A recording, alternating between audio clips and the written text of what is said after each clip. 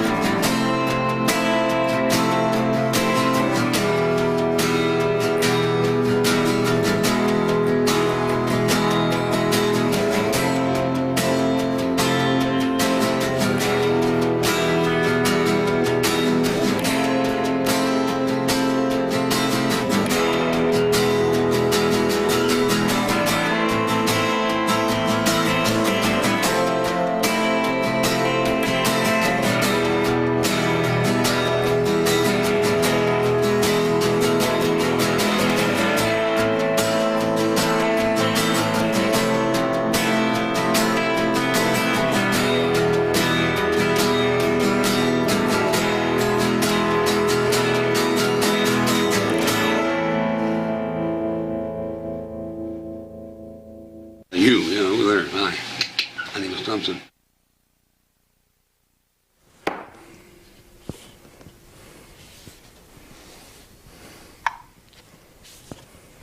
Go. That scene, Fear and Loathing Las Vegas with you as the policeman. How did it play out? Start over. Call my name like you just got here. Whatever he was, whatever species he was, it was definitely male. From 1965 till about 1975, that decade, Hunter was a mother. Could you talk to us a little bit about Fear and Loathing? Slow down with your talking. Don't make it an interview. Talk to me like you're personal. Like you don't interrupt me, you know? Hunter was made for the 60s and the early 70s. He was capable of a verbal menace that I've seen him reduce people to mist in seconds. Wait, you got to get my attention before you ask me the question. I'm giving you a scenario here. He's a guy who becomes part of the things of one's youth. He was the cherry on the cake of fun. You know, give me something to work with. Don't just shoot questions at me or I can't do it. He was a phenomenal guy. He was a mad, crazy poet. Some of the things he said to me that I remember was, you know, it's always good to act crazy first, because later you can appear normal. Here's the deal. I'm sitting here, I'm out here by myself. You come in and you say, Gary, and I turn and look and sit up, and you introduce yourself to me and tell me what you're doing and ask me if it's okay. That'll be good.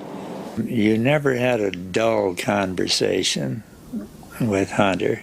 He was a complete individualist. Gary? Hey. I'm here exploring the writer and the personality. What is your name? My name's Tom Thurman. Tom Thurman. Nice to meet you. I'm Gary. Gary, nice to meet you. Thanks for joining us, man. You just walked in, huh? Yeah. His writing gave pleasure to a lot of people and at the same time upset a lot of people. Yeah, Hunter was a deeply serious and kind of deeply moral person, you know, who liked orgies. You got this lavalier. What's this for? Just to have two different versions of it. Good idea. Okay. Hunter, in his heart and at home, and with his friends privately, was a supreme Southern gentleman. He said, I'd feel real trapped in this life right now if I didn't know that I could commit suicide at any moment. Gary? Yeah. Tom Thurman. Hey, Tom. How are you? Fine. How are you, man? I've been great. What brings? What? Did you just walk in? Just walked in. That's the way I like it, you know. Just ambitiously meet people and be hospitable. What's going on? I'm that directing. dog. That dog is barking. That is not my dog. Hunter Thompson, whom I would nominate as this century's greatest comic writer in the English language. It's an honor for me to be here to discuss our top story tonight, Hunter S. Thompson. In the labyrinth that American culture became in the 1960s and 70s, Hunter S. Thompson just might have been at the center. And in a way, that center still holds. Straddling the worlds of journalism and literature, politics and rock and roll, sports and film, Thompson found himself at the intersection of some interesting times. But interesting times are the oldest of curses, and mazes have monsters in them too. Eventually, the permanent address for the good doctor became Owl Farm at Woody Creek, Colorado, a literary salon and a firing range, and a home base for his family, his first wife Sandy and their son Lon. But perhaps what Hunter Thompson liked to call the proud highway really started to open up for him when they ran him out of his own hometown. He was born in Louisville, Kentucky on July 18, 1937, the first son of Virginia Ray and Jack Robert Thompson, and was later joined by brothers Davison and Jim. The Athenaeum Literary Society gave Hunter his first readers, but he was already envisioning an audience on a much larger scale. So when officially invited to do so, he left Louisville at the age of 17 with a wild ambition, a fierce discipline, and the absolute conviction that he could write his way forward from there. The core of the guy, was when he'd say something and then you'd watch him laughing about it to himself and see the irony of his own words at times, and you could see, a sweet kid from Kentucky. There was this sort of, mutual kind of comprehension of what it means to hail from the dark and bloody ground, That was the term we used. We always called it the dark and bloody ground. He came from a solidly middle class as opposed to an upper class background. His dad passed away before I met Hunter, and I think that obviously had a big influence on Hunter's upbringing in his adolescence. Hunter didn't have the discipline in his life growing up that others had, perhaps because his father left him early. This manifested itself in not liking authority. You were looking for a bomb and a package of cigarettes? Take your seat. I'm sorry. It's all right, I'm in control. I'm not sure about these people, though. Hunter was in my life as long as anybody. I knew him. He's in my first memories from the neighborhood, along with my family. One of our activities was to go to the Airway or the Uptown Theater on Saturday. One of the characters was Lash LaRue, who did wonderful things with the bullwhip. He took all the guns out of the bad boys' hands. And I remember taking him home to this house, his home, and I occasionally would walk upstairs to his bedroom, and his bedroom was lined with books, and where I would go home and go to sleep, Hunter would go home and read. What I learned from Hemingway, mainly. I think Hemingway, the best lesson from him. I had quarrels with some of his prose or writing, here and there. But what he taught me was that you can want to be a writer and get away with it. He chose, rather than writing original copy, to retype books like The Great Gatsby, and a lot of Norman Mailer, The Naked and the Dead, a lot of Hemingway. He would sit down on an old typewriter and type every word of those books. He said, I just want to feel what it feels like to write that well. If you type out somebody's work, you learn a lot about it. Basically, it's music, I think. Yeah. And, from typing out parts of Faulkner, Hemingway, Fitzgerald. I mean, these were just, these were writers that were very big in my life and the lives of the people around me. So, I wanted to learn from the best, I guess. This essay appeared in the Athenaeum Spectator, 1955. The title of the essay is Open Letter to the Youth of Our Nation. Young people of America, awake from your slumber of indolence and hearken to the call of the future. Do you realize you're rapidly becoming a doomed generation? Do you realize that the fate of the world and of generations to come rests on your shoulders. Oh, ignorant youth, the world is not a joyous place. The time has come for you to dispense with the frivolous pleasures of childhood and get down to honest toil until you are 65. Then and only then can you relax and collect your Social Security and live happily until the time of your death. Signed, fearfully and disgustingly yours, John J. Righteous Hypocrite. His interaction with society moved from play, experimentation, to antagonism, to aggression. What began to be pranks turned into vandalism, and what used to be handled between parents began to involve the police. Well, the first real watershed, I think, in Hunter's life was when he was picked up and put in jail. A juvenile judge gave him the option of going to reform school or going into the military.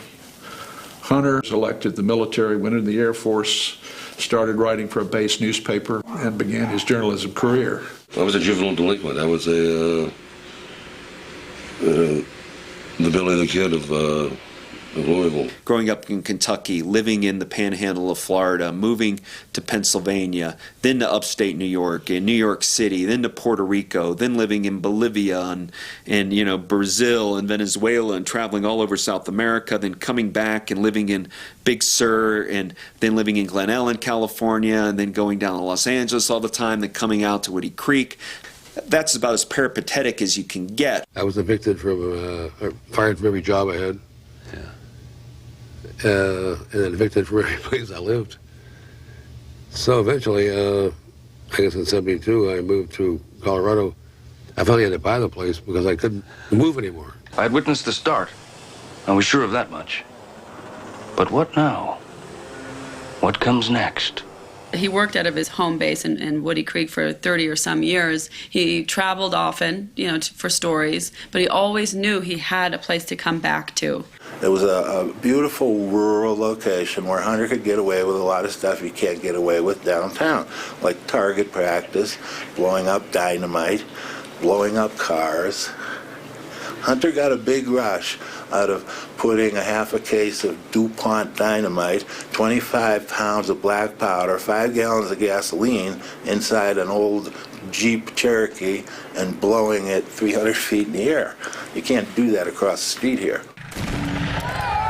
His first wife, Sandy, did a wonderful job of raising their son and, keeping the bills paid and keeping the fire going while Hunter was running around and earning their living. Aspen had this reverse celebrity worship, and that's one of the reasons the Hollywood celebrities elected to come here. And Hunter, being a celebrity in the journalistic and literary world, was a magnet to them. People were constantly trying to have an audience with him, and Hunter would invite people up. And at any given moment in his kitchen, which was just like a salon, you could have a poet and an actor and a CEO of a company and a state senator. And Hunter liked mixing people up like that. Everybody made a pilgrimage to see Hunter Thompson at Owl Farm. He was like the Dalai Lama of writers. He sat in the same chair always by his typewriter. Not a particularly comfortable stool. By the typewriter in the kitchen. You could even rest that damn camera on that telephone. No, this is good. I got the good I know you're into this, you're studying it out, but tell me when you get tired with this. No. I'm getting tired watching you after listening to it. He never liked to be alone. He always had to be surrounded with people, and a dialogue would ensue. Now, if anybody wants to talk about any subject, I'm here. We have a question? I came to this valley in 1976 at Hunter's invitation, and stayed at Owl Farm, stayed in the War Room, and fell in love with the Roaring Fork Valley. It was the Aspen Woody Creek Center of literary and intellectual discussion. Herman Melville said perhaps at the turn of the century, he said, genius around the world stands hand in hand, and one shock of recognition runs the whole circle round. Hee-haw, is that good? John Cusack told me he went over there one time, and he was expecting Dr. Hunter S. Thompson of lore, and there was nothing going on. There was no booze out. And he said, what's going on? I was expecting. He says, well, son, on the weekend there will be games. He said, do you drink? Do you shoot? And I said, yeah, sure. He goes, well, I've got some things to attend to, a hideous rape case, affidavit I've got to, but do you golf? Sure. So he put me out and gave me some whiskey, a shotgun, and he had on his porch a game called Shotgun Golf, where he had, back where the monument is now, he had a little, green he had set up, and you'd take a bucket of balls and you'd hit the ball out, and if you could blow the golf ball out of the sky, then, that was fair. So it was kind of a pitch and putt with shotguns. He always had his home base in Woody Creek. Any time in his life, whether he was traveling or not, he always had a sense of a home base. During those years when Hunter was spending day after day on airplanes, checking in and out of hotels, interviewing people who were on the front page, he wrote this: "My main luxury in those years, a necessary luxury in fact, was the ability to work in and out of my home base fortress in Woody Creek. It was a very important psychic anchor for me, a crucial grounding point where I always knew I had love, friends, and good neighbors. It was like my personal lighthouse that I could see from anywhere in the world, no matter where I was or how weird and crazy I got. Everything would be okay if I could just make it home. When I made that hairpin turn up the hill onto Woody Creek Road, I knew I was safe." The word is gonzo. It helped push Hunter Thompson into prominence, and it dogged him to the very end. He created a character, an attitude, a voice, and arguably a genre to deploy it, an audience to enjoy it, and an entire era to go along with it. At a pivotal moment in the American experience, he minted sentence after sentence that were more furious, funny, and just plain fast than anything else you could get. Many of us discovered him in Rolling Stone magazine, where Thompson formed a fruitful but combative relationship with editor Jan Winter. But the real birth of Gonzo came in the spring of 1970. To find his working method rendered whole, Thompson would have to return to Louisville and make the acquaintance of a seemingly buttoned-down Welsh illustrator named Ralph Steadman. The piece was called "The Kentucky Derby is Decadent and Depraved." The collaborations and the co-conspiracies would continue to the end. From 1965 till about 1975, that decade, Hunter was a mother. In 1970, Ralph Steadman, naive English artist, came to Kentucky to meet up with a Southern writer and interpret the Kentucky Derby. He knew nothing of Hunter. Hunter knew nothing of Ralph. And they kind of met, and it was a drinking binge. That was my first visit to America, and I hit a bullseye first time. I found the most strange man in America. It could have been anybody. Sort of a writer. Might have met Tom Wolfe. When I wrote the introduction to the new journalism, which was kind of my manifesto on nonfiction, and I included him as part of the band, and his response was, "No, I write gonzo." If you're thinking about the Cultural Revolution, the upheaval of the late 60s, early 70s, he was not only reporting it, he was part of it. I am a professional journalist, and I know the difference between a secondhand story and one of aggressive first-hand involvement.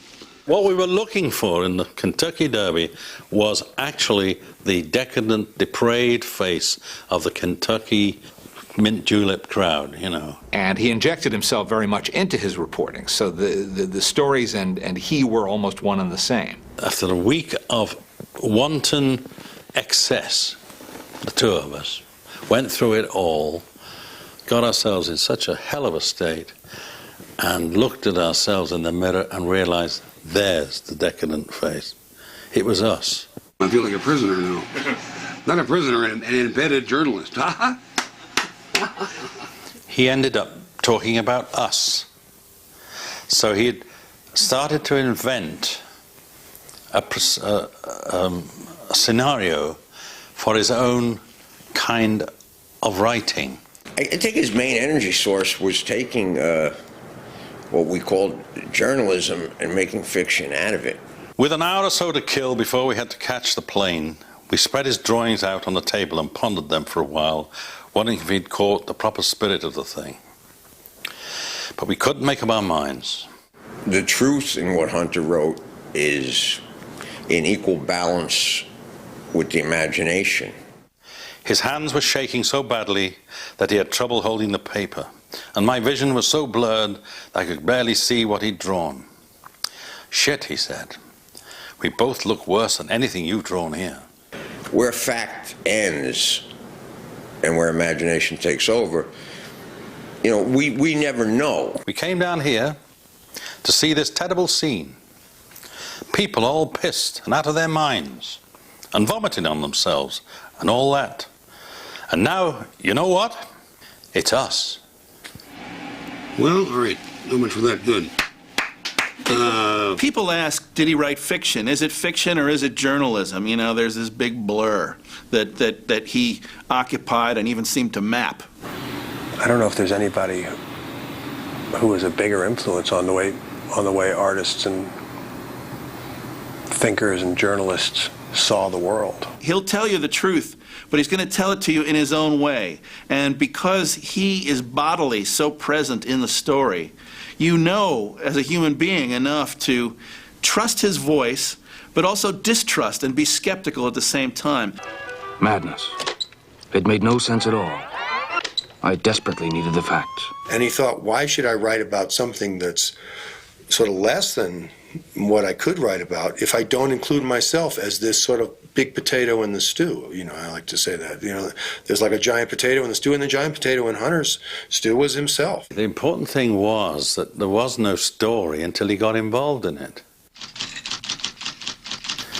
He really wasn't interested in the actual nuts and bolts of a story unless he was a part of the story. It's sad. But what's really sad is it never got weird enough for me. He provoked a situation in order to get a reaction. And once he got a reaction, he knew where he was. I moved to the country when the boat got too crowded. Then I learned that President Nixon had been eaten by white cannibals on an island near Tijuana. For no good reason at all. What he was an exhibitionist and a man of enormous syntactical resources. Most people can't handle the action on whatever they choose or have to call their own turf. And the few who can usually have better sense than to push their luck any further. That was always the difference between Muhammad Ali and the rest of us. He came, he saw, and if he didn't entirely conquer, he came as close as anybody we are likely to see in the lifetime of this doomed generation. Nice piece. I think he was kind of a beacon for dissent, you know, throughout his whole life. He was a place people could turn to get a moral argument from a immoral outlaw. I was a good criminal at one point, and probably still am in some ways. I said he was a fascinating sociological phenomenon, in part because of his capacity to attract so considerable a following. Obviously, one of the things I have to appreciate about America, if I didn't, I'd be stupid or insane, is that for good or ill, I can function here. He was an old-fashioned anarchist. He did not believe in institutions, did not believe in, and that meant he didn't believe in even the institutions of the counterculture. I don't think that there are many societies or social political systems where I could function the way I am now. And perhaps a lot of people would think it's much better. That's the best argument for destroying the system. It gets rid of people like me. He had a sense of drama. His exaggerations, his hyperbole, his utterly unbelievable itinerary. So in that sense, he expedited people who were looking for dramatic potential. No one categorization covers this new form unless it's Hunter Thompson's own word, gonzo. If so, in the 19th century, Mark Twain was the king of all the gonzo writers. In the 20th century, it was Hunter Thompson, whom I would nominate as this century's greatest comic writer in the English language.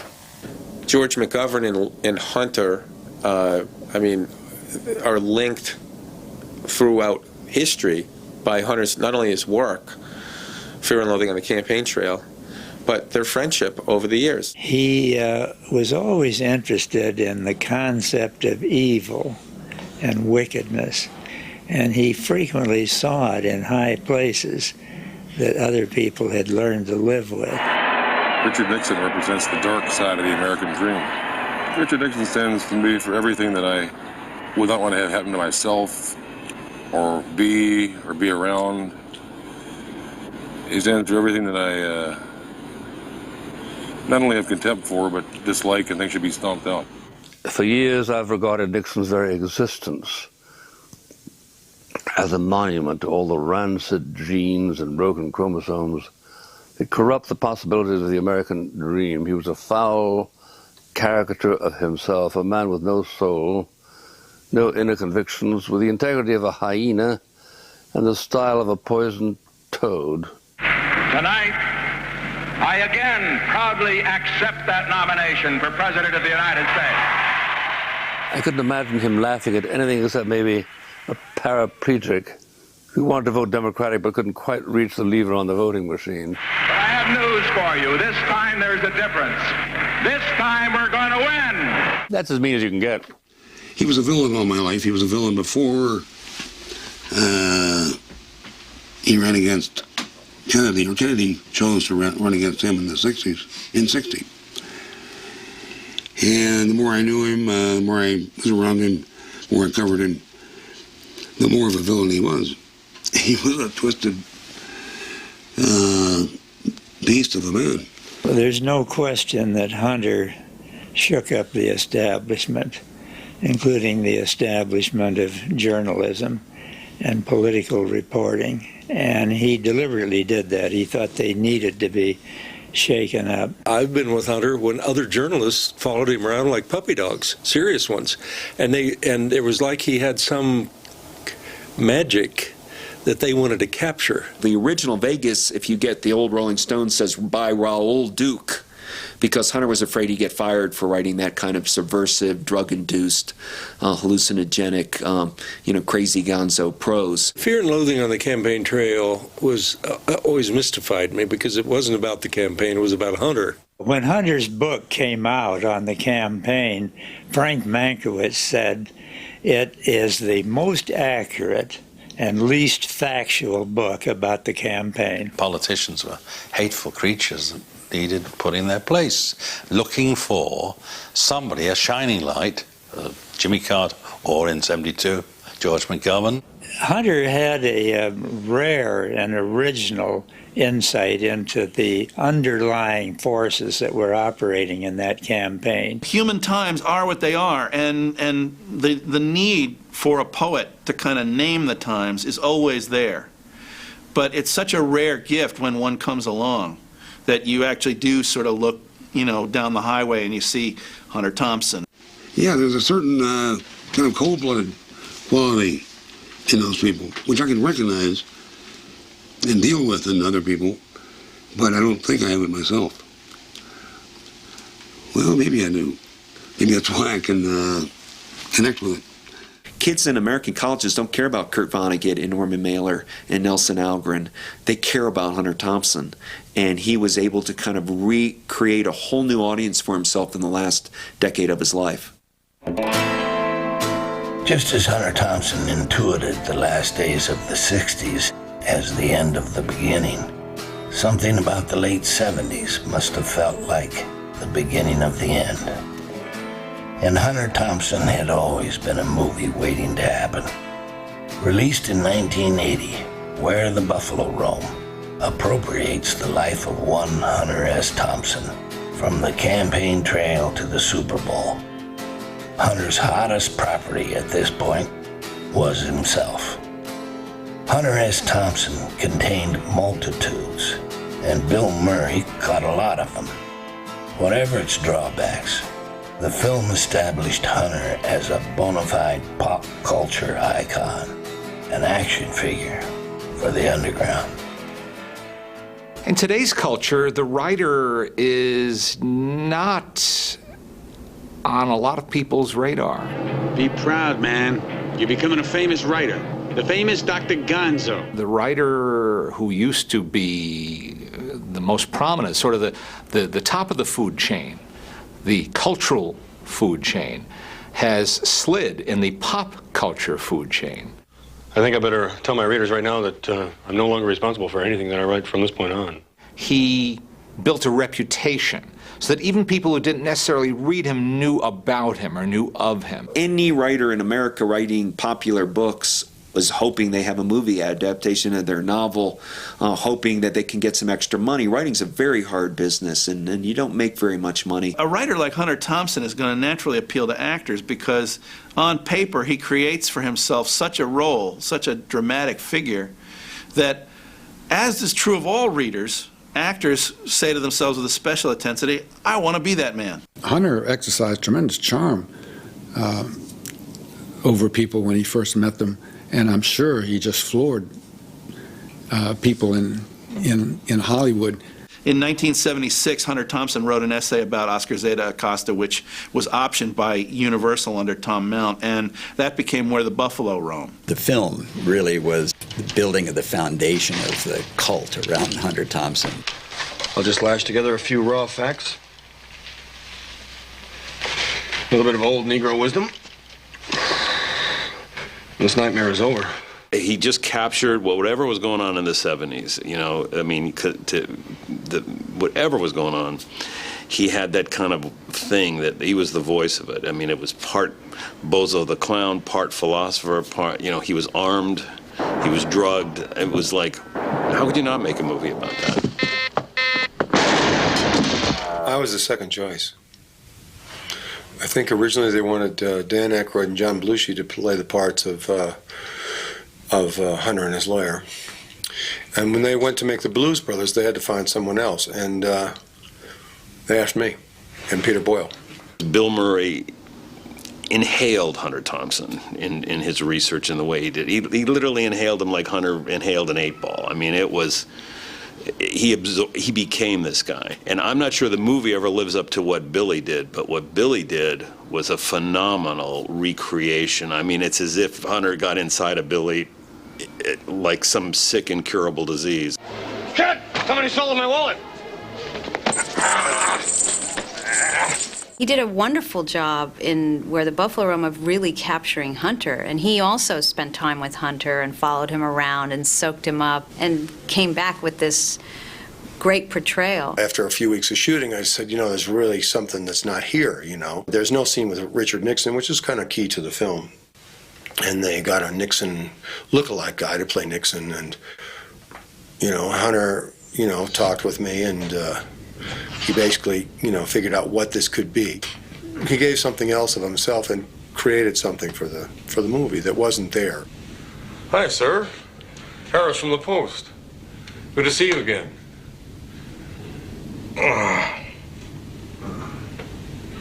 Can I get anything for you, sir? Well, how's the family, Harris? Well, the family?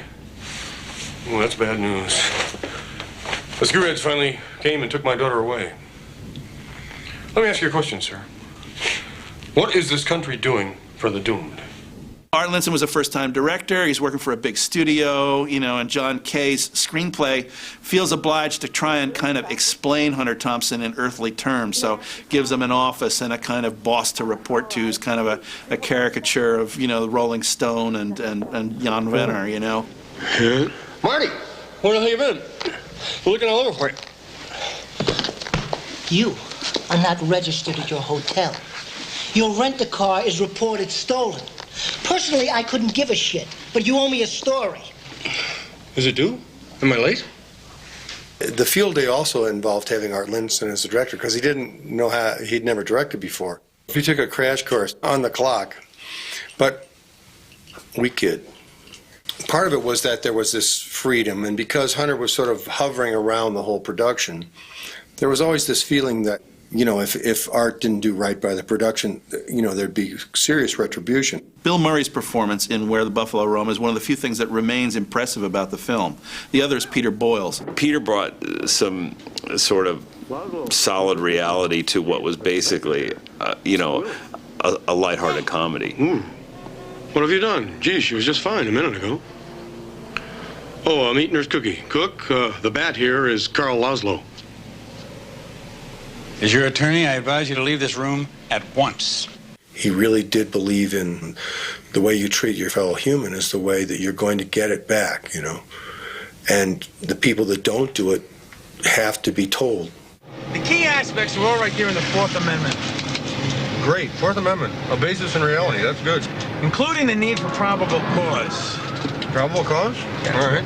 And the right for people to be secure in their homes, free from illegal search and seizure. I mean, that's it. That's the big one. The fucking Constitution.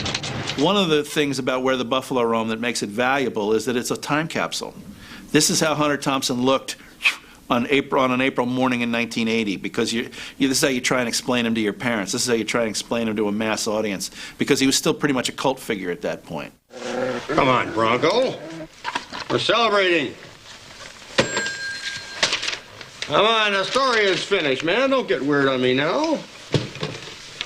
I think in looking back on it, it's a nice little moment of capturing the late 70s in terms of a wacky look at what we were looking at 30 years ago, at this guy who was real and vital at the time, and trying to put him in some sort of cinematic context. When you have to make something that's going to last a long time, you have an extraordinary obligation to be at your best.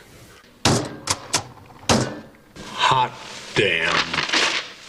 So much for the facts. I remember thinking that Bill Murray was brilliant as Hunter. Way before I'd ever met Hunter, I just thought Bill did a great job. He's just genius,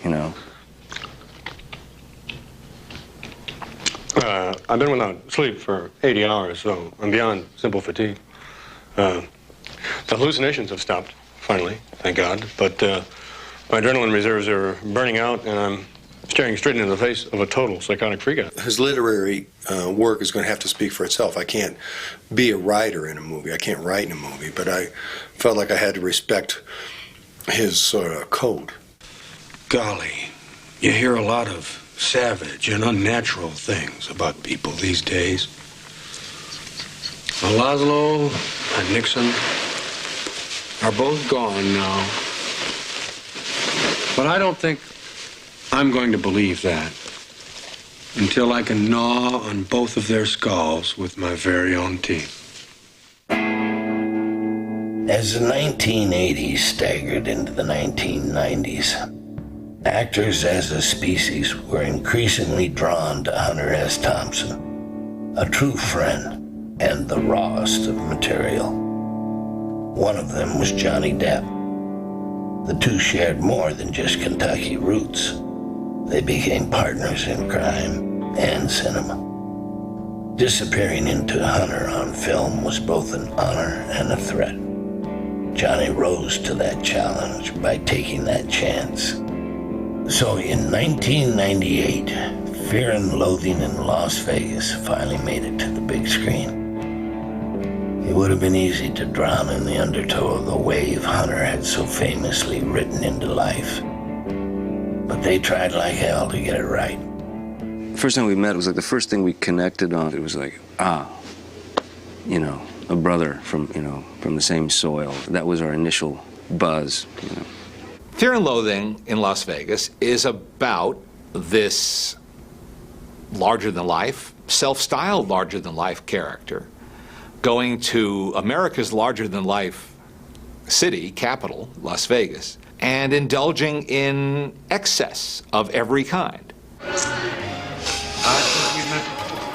Might be able to squeeze you in, sir.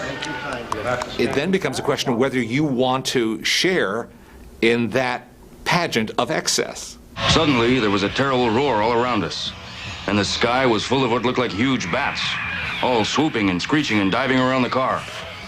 And a voice was screaming, "Holy Jesus, where are these goddamn animals?" He had a romance for the sense of the open road. I mean, the romance for Hunter was a convertible and a pipe full of marijuana and a bottle of Kentucky whiskey, and you drive off with the top down into the great American sunset. One thing about the movie Fear and Loathing in Las Vegas is that it does kind of represent Hunter's life in a way. I mean, he really was on the move constantly. You see that in the movie Fear and Loathing in Las Vegas, the constant action, and you can kind of get a sense of what it would be like to be Hunter Thompson. In the case of Fear and Loathing in Las Vegas, he's trying to go out to the heart of the American dream. He's actually trying to penetrate the heart of the American dream at a moment in present time. Who are these people? These faces? Where do they come from? They look like caricatures of used car dealers from Dallas. And sweet Jesus, there are a hell of a lot of them at 4:30 on a Sunday morning.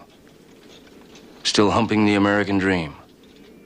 Producing Fear and Loathing was a crusade, was a cross to bear, a cross that I carried for more than 10 years. Even though it took so long to get it to happen, by the time we made it, it felt like we were doing it just like gonzo filmmaking. Johnny told me, see, before they made that, he was living in Hunter's basement.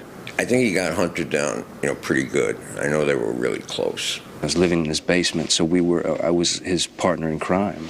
As his partner in crime, you became this surrogate, Dr. Gonzo. It was a magical time. I think that that's the mysticism of acting. You seek to become more than you are. Hunter Thompson, in the role that he created on paper, I think holds that invitation out to a lot of actors, and I think to Depp in particular. I had all that time with Hunter. It made it all the more easy to become him. Our trip was different. It was to be a classic affirmation of everything right and true in the national character. A gross physical salute to the fantastic possibilities of life in this country, but only for those with true grit. And we are chock full of that, man. I got a phone call from Bill, and I said, "What's going on? What's the matter?" And he said, "Nothing, I just wanted to talk to you, because I understand you're going to play Hunter. If you're going to play Hunter, and he seeps into your skin, you will always find yourself becoming him at one time or another for the rest of your life, probably." Why not? I mean, if the thing's worth doing right. The best part was that I had a kind of secret chuckle that I had these two beautiful heartthrobs, and I had turned one into a bald guy and one into a fat guy. He just fell in love with Johnny and Benicio, and here they were playing him and his friend Oscar, and this whole world was coming alive again. Are you prejudiced? Hell no. I didn't think so. If you're a writer and you're seeing your book being made into a movie, you might have some issues that you may not even be able to explain. But what he loved about the movie was Johnny. Johnny got him really good in the movement of him. Those of us who had been up all night were in no mood for coffee and donuts.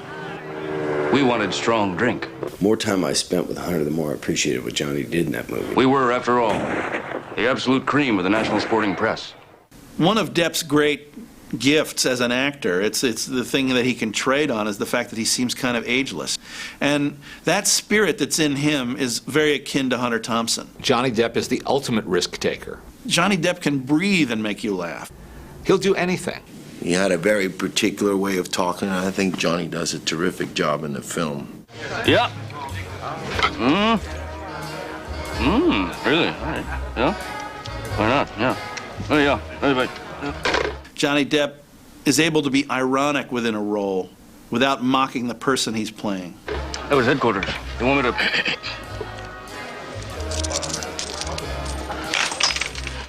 I think what Benicio brought to the film is something that Hunter knew as Oscar Zeta Acosta, the Brown Buffalo. He spoke about him as one of the most, loving, sweet, sensitive, smart, funny, but dangerous. One of the most dangerous individuals he'd ever known. So I believe that's what Benicio brought beautifully to the role. My other favorite moment comes late in the film, which is when he's saying goodbye to Dr. Gonzo. Dr. Gonzo's running up into the airplane, and he says, "There he goes, one of God's own prototypes. A high-powered mutant of some kind, not even considered for mass production. Too weird to live, and too rare to die." I just love that. We had looked around for someone to play the cop. I don't remember exactly what it was. Gary? Oh, yes, I do now. Terry Gilliam and I had met before Fear and Loathing. And he called me in to play a highway patrol. Hey, good morning, how are you? All right, man. He was driving wild, out of control, stupidly. And I got him off the road and pulled him up and stopped him. And he got out of his car, I got out of mine. Hi, how are you? What in the hell did you think you were doing? I want to know. Walking around. What do you got in here? You got light bulbs, you got soap, you got towels? What are you, a traveling hotel? What is this? What are you carrying 2 cases of soap for, son? I want to stay clean. That's the end of the scene. Terry Gilliam, who is dressed like an Arab sheik, sitting halfway down the hill because the crew couldn't sit up with us because we're on a hill, and he didn't say cut. So I simply said, "May I have a little kiss before you go? I'm very lonely here." Yeah, he started talking about how lonely he was out there in the desert all alone. Lonely cop, and he wanted a kiss or something, right? Picked Johnny up and laid him on the trunk, and there went Gilliam laughing and haunting and rolling down the hill. A good portion of these critics, were freaked out by the film. I mean, some people walked out feeling, like high, like too high. I remember saying something like, I feel a bit lightheaded. Yeah, you should drive. It was one of these rare movies where the drug stuff seemed to be real. The drug and the booze stuff seemed to be real. "Get in." I remember Johnny walking sideways, going into the casino. Oh, devil ether. It makes you behave like the village drunkard in some early Irish novel. Total loss of all basic motor skills. Blurred vision, no balance, numb tongue. The mind recoils in horror, unable to communicate with the spinal column. Which is interesting because you can actually watch yourself behaving in this terrible way, but you can't control it. And buying the monkey, trying to buy the monkey, and things like that. Listen, let's get down to brass tacks here. How much for the ape? What'd you think of the movie? About you? That's funny. Johnny Depp asked me that question last night on the telephone. I called him, and I said, "Well, what do you hate me?" And he said, "Oh, no, man." He said, "Jesus Christ." These words just flew out of his mouth. He said, "No, man, it was like an eerie trumpet call over a lost battlefield." It really was less of a job than it was a love letter, or a salute. Hunter gloried in excess and lived for it. The depth of his appetite is legendary, and the word more remains his byword. Who knows what he was feeding? His work, his play, his talent, his addictions, his lust for life. And that life was lit night for day, around a table in the kitchen and over a phone. Hunter liked to keep in close touch and just out of reach. Woody Creek became the center for the maze. For Hunter, the world might be getting a little less interesting all the time, but it was more interested in him than ever. And there was always the business of having to be Hunter S. Thompson, a real man inside a booming franchise, the same concerned owner and operator for, lo, these many years. There was a Rabelaisian touch in Hunter Thompson. A drug person can learn to cope with things like seeing their dead grandmother crawling up their leg with a knife in her teeth. But nobody should be asked to handle this trip. His was a life of excess. And you name the area, and he was excessive in the way he participated in that area. How long had I been lying there? All these signs of violence. What had happened? Anybody who could consume as much as he did is eo ipso phenomenal. There was evidence in this room of excessive consumption of almost every type of drug known to civilized man since 1544 AD. The day always started for Hunter, usually in the afternoon, which started breakfast. It's a sad state of affairs when this reporter has to go heavily armed to breakfast. And what a breakfast it is. Still alive, still kicking. 6 half grapefruits, 4 Bloody Marys, a couple of tequilas, pack of cigarettes, and, two pitchers of coffee. Can I have another round, please? Of cocktails. Everything. Cocktails, food, Super Sunday. You got to store up as much energy as you can a day like this. I start with Chivas and water on the rocks, orange juice, grapefruit juice, coffee. That was it. That was a beautiful spread for him. He'd order 3 or 4 entrees and eat one of them and maybe eat half of another and say, can you box those up and I'll take them home. And that would be in the side what he had for every day for years. Fruit, it's all fresh fruit, berries, apples, bananas, covered with a layer of Jell-O and gin. It was not unusual for him to order most of the things on the menu. 2 more club sandwiches. 1, 2, 3, 4 shrimp cocktails. And 9 fresh grapes. He ordered 4 margaritas and 6 bottles of beer.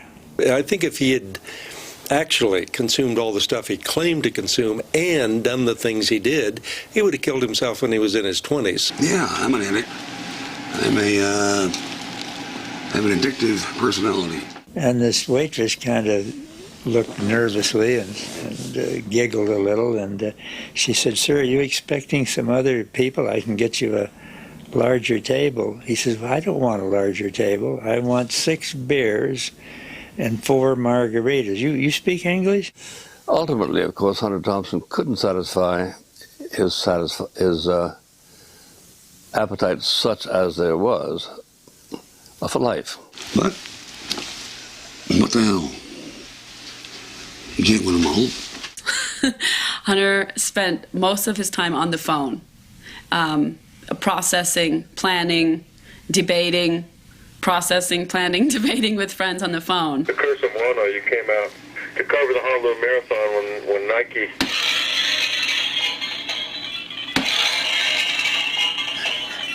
Okay. Did something go through the window? Yeah, don't worry about it. And he kept the hours of a vampire bat. He'd get up around 6 p.m. and go to bed when the sun came up, and he trained his clientele to pick up the phone at 4 in the morning in New York City and not to call him at noon because they weren't going to get through. The bulk of the friendship always happens between, 12 o'clock at night and dawn on the phone. I miss talking to him late at night. Getting that phone call at 4 o'clock. I think someone, I don't know who it was, but someone said, now I know if that phone call comes at 4 o'clock in the morning, it's going to be bad news. Any call I got between 12 and 6 was either Hunter or bad news. Sometimes both. Sometimes Hunter with bad news. And now when my phone rings at 4 in the morning, it always used to be Hunter. Now I think it's a tragedy because no one calls me at 4 in the morning unless it's a tragedy. And I wish I had kept all of those recordings because sometimes I wouldn't answer the phone and Hunter would go on for 15 minutes. Whenever one got stuck on something, whether it was dealing with current politics or something creative that you were up to, whatever it is, I could always just go on speakerphone with a drink in my hand and call up Woody Creek. And whatever it was that came out of a conversation with Hunter, there was something better that would come out of me on the next go-around when I was by myself. You know, it was, he was a shot in the arm like no other. Man, it was hard for me to concentrate. That's all I can say. Hey, drugs are no excuse, John. You know that? I've told you that a lot. Okay. Okay. And I pick up the phone and he goes, "What if I just beat the fuck out of you right now? Huh? What if I just beat the fuck out of you right now?" And I go, "Hunter, what the fuck?" Right? And he goes, "Well, that's what you told me the first time I met you, right? Well, what if I beat the fuck out of you right now? Oh, by the way, I just got married." I think it's important for people to know that even weeks prior to Hunter shooting himself, he was calling Ralph and they were talking about new projects down the road and things Hunter wanted Ralph to work on with him. Ralph, you filthy little animal. You dirty little beast. Hi, Ralph, it's Hunter. And I have a job for you. This one's going to be for you. I know, don't say it. I'm a little high, Ralph. I've been writing many weird pages on this article for Jan, which is due on Friday.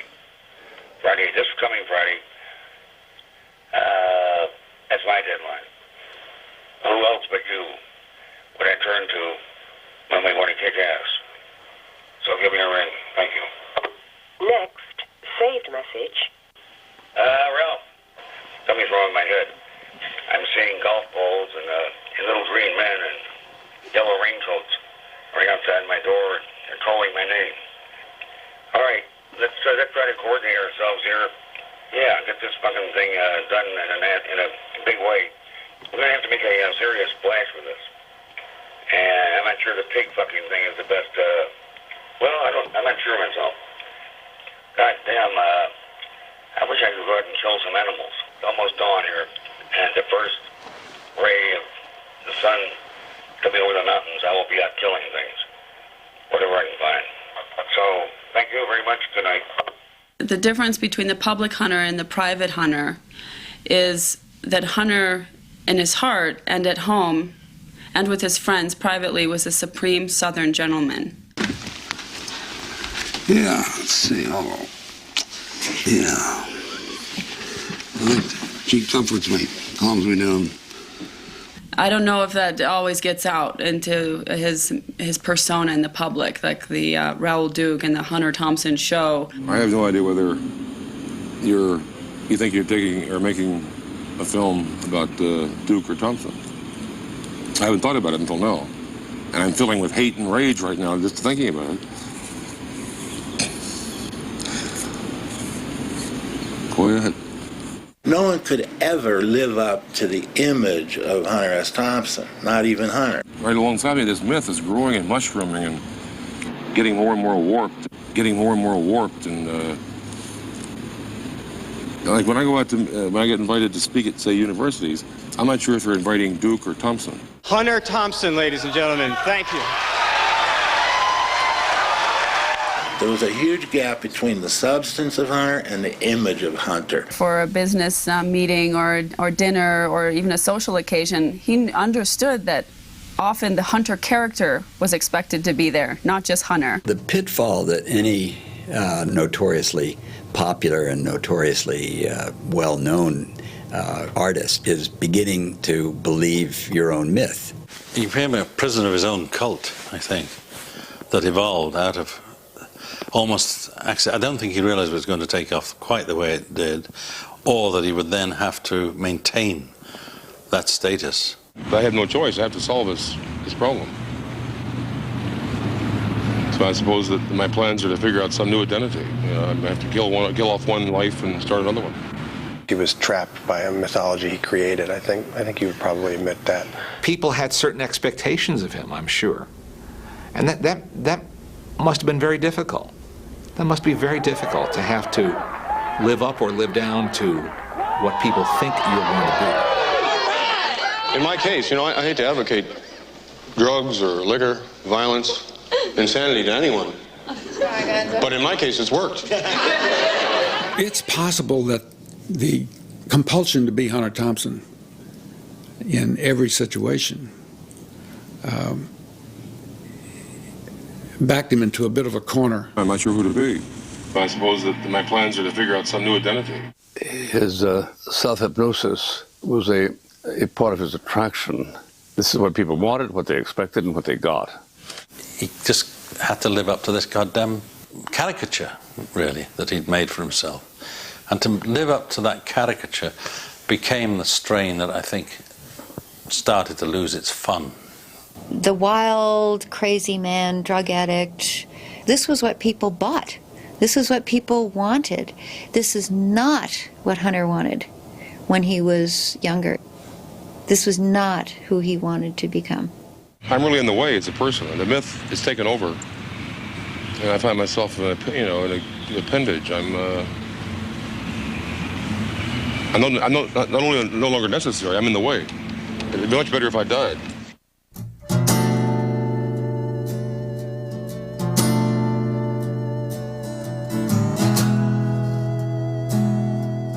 On the 20th of February, 2005, Hunter S. Thompson killed himself. Everybody has his reasons. Being Hunter, he left a note. It stands on the page like a poem, and it reads, "Football season is over. No more games. No more bombs. No more walking.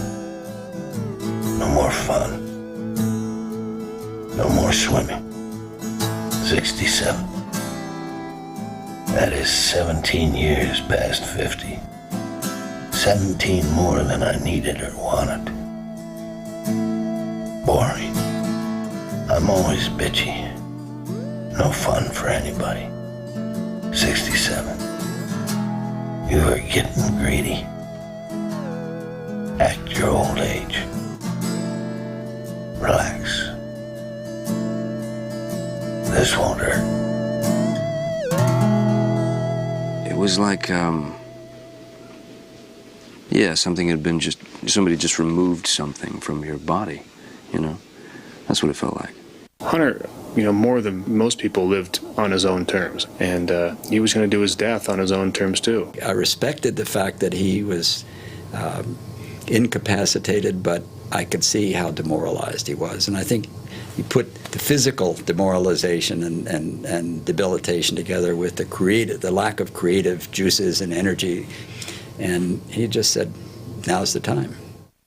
To try to imagine Hunter Thompson,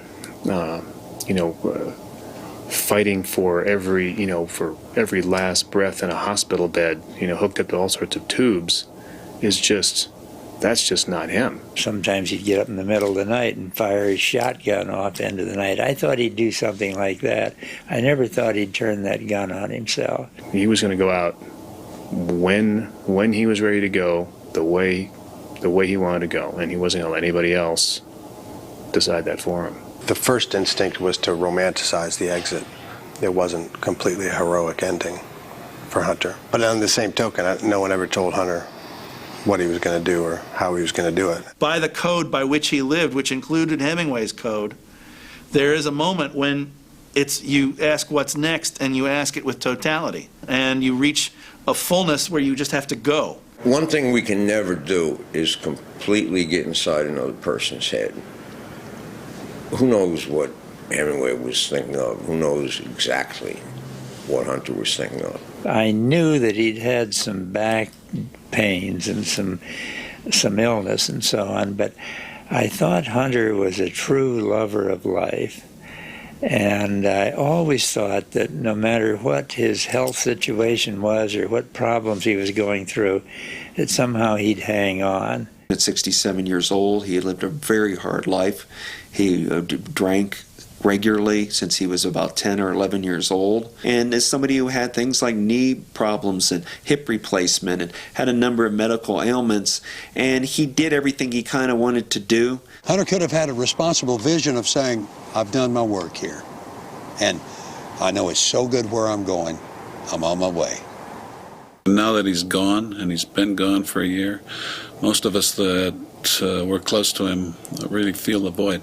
It's not as much fun, and it's not as interesting a world without Hunter. The whole point of Hunter was, as a messenger to us, was to take control of your own life.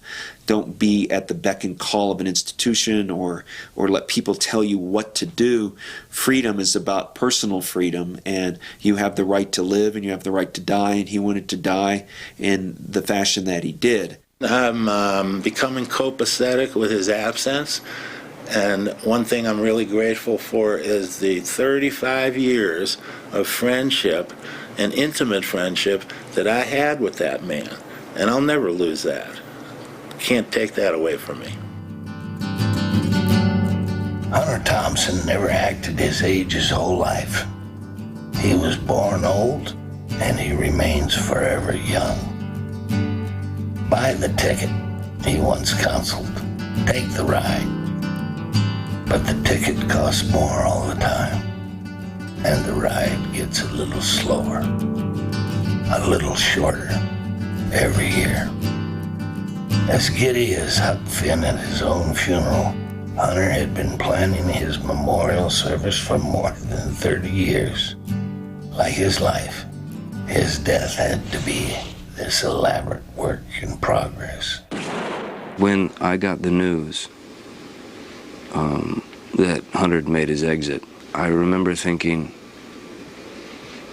almost immediately, the cannon. We got to do the cannon. There was a video, and I don't know who did it, but Hunter was standing, and in the background was this arched hillside, red clay hillside. And Hunter was describing his property and was describing what he wanted done with his ashes blown out of this Gonzo Fist tower. Oh yes, it's in the will. It's all described. It's going to be a little hard to do, particularly with me gone. I love the face on the mortician. I think it'd be a nice monument.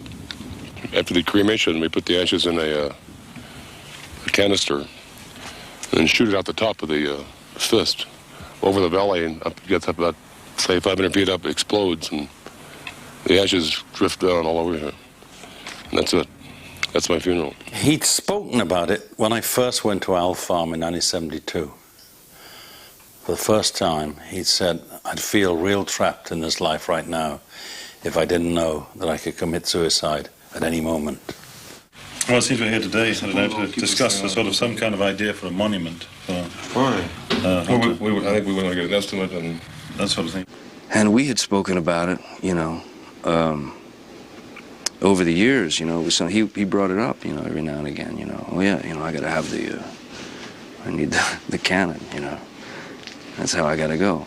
Is this something that you would want to do in the near future? It's written, well, I'm not sure. I mean, you're talking about something that maybe you want to do after you die, is what you're saying. That was 1977 when I went into this West Hollywood mortuary. But he said, what I really want to talk about, said Hunter, was my memorial thing. It's got to be a tall thing.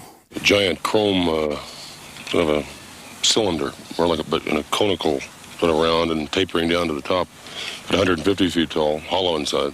So how tall were you thinking, sir? I said, well, 150 foot. Oh, that's pretty high. Where do you propose to put this? He said, well, it's on my land back in Aspen. This rim of mountains is a giant valley 20 miles across. Is this property that you own now? Yeah. You see the top of the red cliffs back there? Edge. Well, the property goes back over the cliffs, so I can do whatever. If I wanted to build McDonald's, I could do it back there. Ralph, can you just draw a fist, to show what I mean? A red fist is going to be, but do that. And then I started drawing it as an ordinary fist. And he said, oh, Ralph, no, I've told you so many times. How many more times I got to tell you? 2 thumbs, Ralph, 2 thumbs. You got to bring that one over here. Told you 1,000 times for 10 years, you've got to put 2 thumbs in the fist. You put the other thumb. Come on. I'll put it on there because it's going to be on there in the end.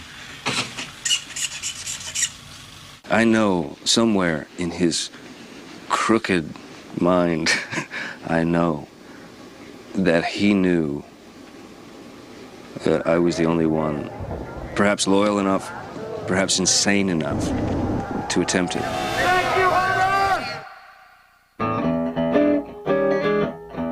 Hunter S. Thompson is gonna last forever. 'Cause he was always real gone. The laughter and the outrage he forged so bright and fast will never go out of style. Above and beyond his own legend, Hunter S. Thompson will continue to stand for possibility itself. And the more unlikely, the better. He gives us a reason to continue. Or at least a damn good alibi. Maybe it never got weird enough for Hunter. But he distilled that weirdness for the rest of us. Clarified it somehow. And for this act of alchemy, we owe him our enduring thanks. His legacy finally will be a sane voice in a mad world. Yeah, that would be very scary if the American public began thinking that, well, this war that we see U.S. troops massing for assault on Baghdad. Oh, boy. Well, a lot of people are going to be killed in that. And you may be one of them. You could be one of them. What he did do was inspire devotional encomiums from people who included blood relatives of my own, my son Christopher, and superstar mentors like Tom Wolfe. Hunter's life, like his work, was one long barbaric yelp, to use Whitman's term, of the drug-fueled freedom and mockery of all conventional proprieties that began in the 1960s. In that enterprise, Hunter was something entirely new, something unique in our literary history. Ding, ding, it's fun. There is a feeling with certain people, whether we know them or not, that they're breathing the same air at the same time that we are, that makes the world a better place to live in. Hunter was one of those characters. Hunter Thompson elicited the same kind of admiration one would feel for a streaker in Queen Victoria's drawing room. God damn, all right, this is fun. Hunter's greatest influence was on inspiring people to just have faith in their own feelings and thoughts and do whatever the fuck they wanted to do. As long as people read American English, Hunter Thompson's voice is going to sing loud and clear. He had and has such a fervent following. They're passionate, they're loyal, and they see him as a kind of an avatar of a period, of a movement, of a way of thinking, and of a way of writing. Well, this is a groove of some kind. Him as a person, as a friend, as a human being changed my life in so many different levels. First as a writer, as an author, as a, author to a reader. Me being a huge fan of his work. That changed my life. 50, 100 years from now, people will study him. He knew it. He saw it. He wasn't just a guy on a soapbox. He was a guy on a soapbox who inspired people and touched people and amused people. In this war, it's a case of wasted time and wasted energy. What is possibly in it for a person fighting on the front lines? What is in it for them to assault some Muslim somewhere in a house in the city? Like, if I were there, I would have to think, well, what's in it for me? I'll be a good soldier. I can hear my father's voice, and I can hear a few other voices that have years since gone on somewhere. I have no concern that I'm going to lose track of Hunter's voice. You look at Hunter's best stuff, it's all a search. He's looking for something. And the blessing of it is he's having a hell of a time as he does it. Hi. I've been away for a while. Yeah, I got pretty excited about these handcuffs. I think Hunter was always a viable alternative for those who could find him. And it was good that we had him for as long as we had him. You pick up any of his writing, and man, you can hear that voice as clear as it's sitting next to you. You know, he left it hot damn. Oh, boy. This is going to be a big reach into the ether. Dear Hunter, I regret that we never got to spend time together, just the two of us, talking for hours about everything. Like, what's the answer? There is none. And existence and everything. Anyway, I'll see you soon. Be well, and here's a little line from a Vietnamese monk, a Buddhist monk, Thich Nhat Hanh. The tears I shed yesterday have become rain. You are loved. Harry Dean. I am a roadman. A what? A roadman. A roadman. For the Lords of Burma. Yeah. For the Great Hall. Yeah. I know what happens to you, me, and everyone else when they supposedly die. It's a passage around the Great Loop. I was going to sing it at the ceremony, but somehow or other they forgot, and so I'm going to sing it here. Oh, Danny boy, the pipes are calling from glen to glen and down the mountainside.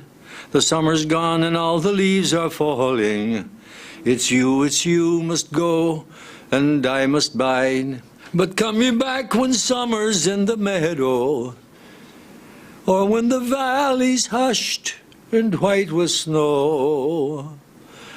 It's I'll be here in sunshine or in shadow. Oh, Danny boy, I love you so.